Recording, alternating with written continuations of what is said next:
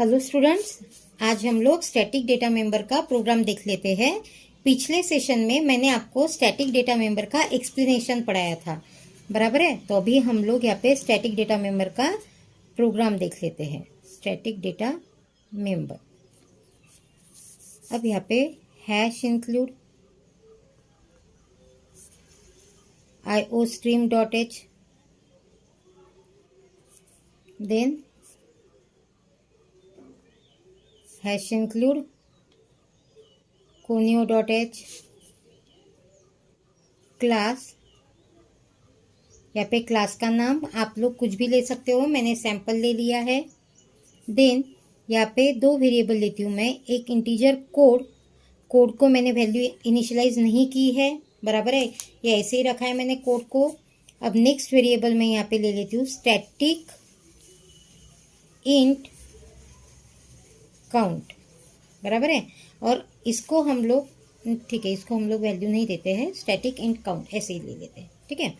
Then उसके बाद मेरा नेक्स्ट सेशन स्टार्ट होता है पब्लिक। अब मैंने ऊपर कुछ भी डिक्लेयर नहीं किया है, कोई भी पब्लिक प्राइवेट प्रोटेक्टेड, ये एक्सेस मॉडिफायर है, बराबर है। अब इसमें से मैंने कुछ भी डिफाइन नहीं किया है या इनिशियलाइज नहीं किया है, तो बाय डिफॉल्ट मेरा डेटा प्राइवेट है। अब मेरा कौन सा सेक्शन स्टार्ट हो रहा, पब्लिक सेक्शन। अब मैं यहाँ पे वॉइड गेट मेथड ले लेती हूँ और इसमें एक आर्गुमेंट पास करती हूँ मैं, इंटीजर सी, ठीक है, वॉइड गेट इंटीजर सी।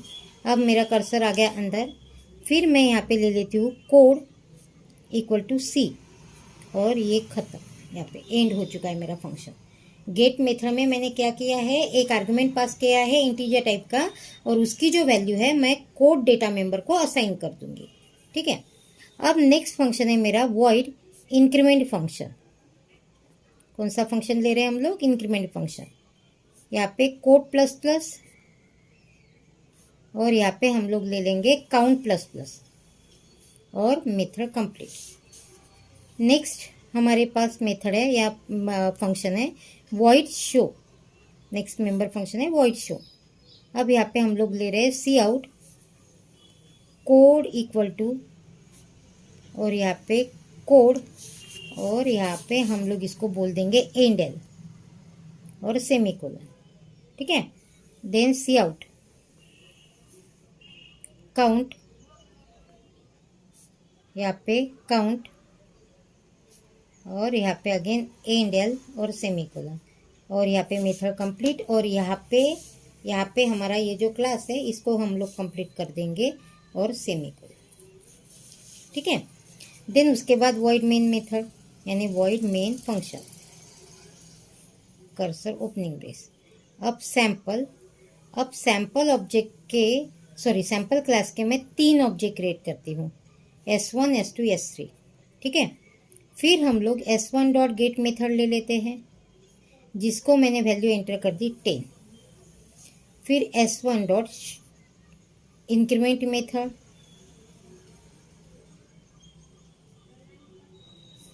फिर S1 डॉट शो मेथड,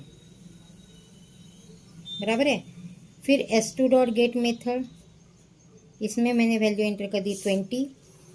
यहाँ पे S2 dot increment method, S2 dot show method,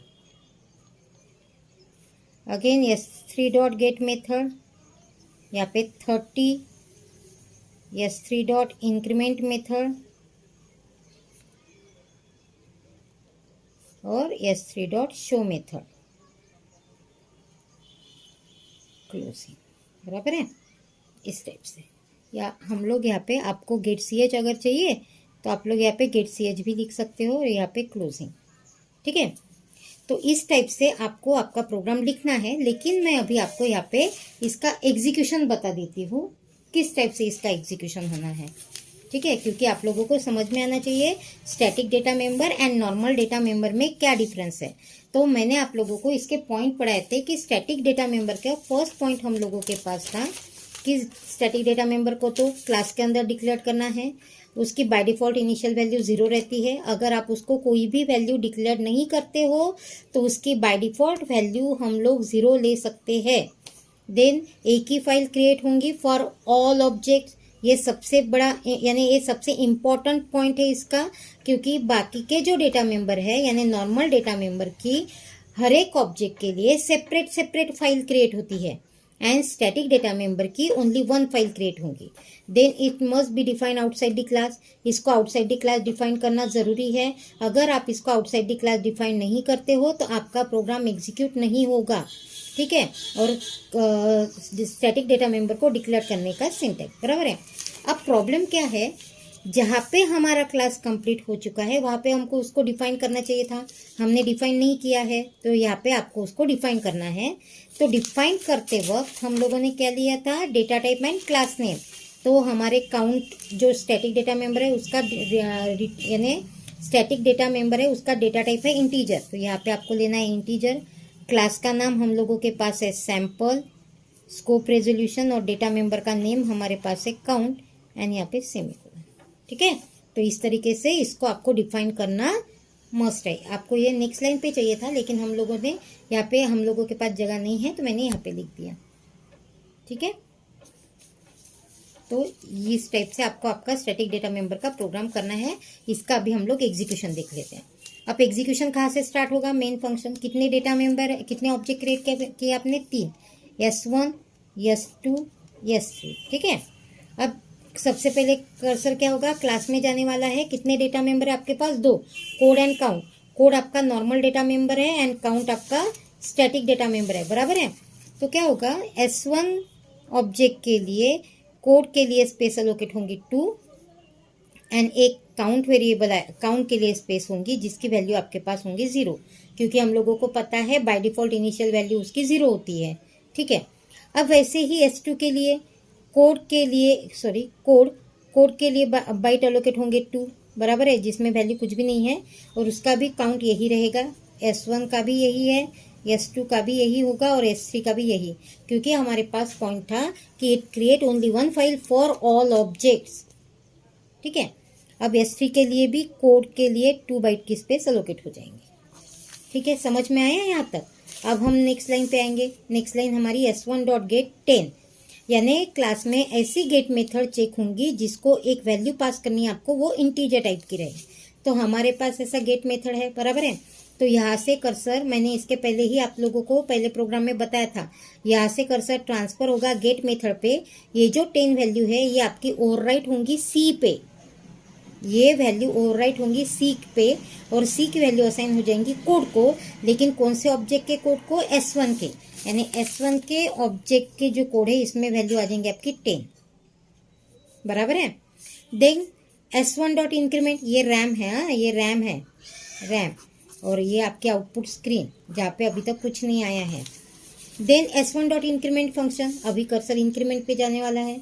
code plus plus count plus plus, तो कोड जो 10 था मेरा वो हो जाएगा 11 और काउंट जो मेरा 0 था अभी वो हो जाएगा आपका 1, बराबर है। फिर इंक्रीमेंट फंक्शन कंप्लीट होने के बाद कर्सर नेक्स्ट लाइन पे आएगा S1.show मेथड, यानी कर्सर जाने वाला है अभी शो पे, और शो पे जाने के बाद यहाँ पे आप लोगों के आउटपुट स्क्रीन पे प्रिंट होने वाला है कोड इक्वल टू, कोड की वैल्यू क्या है, कोड की वैल्यू 11, एंडियल यानी कर्सर नेक्स्ट लाइन पे। फिर आपको लिखना है काउंट इक्वल टू, और काउंट की वैल्यू 1 है और एंडियल यानी कर्सर यहाँ पे आ जाएगा, ठीक है। अब हम लोग शो फंक्शन पर से वापस आएंगे S2.get मेथड, यानी अगेन कर्सर गेट पे जाने वाला है। यहाँ पे जो 20 वैल्यू है वो सी पे ओवरराइट होंगी और सी की वैल्यू असाइन हो जाएंगी कोड को, लेकिन कौन से ऑब्जेक्ट के, S2 ऑब्जेक्ट के कोड को, यानी यहाँ पे वैल्यू आएंगे आपकी 20, बराबर है।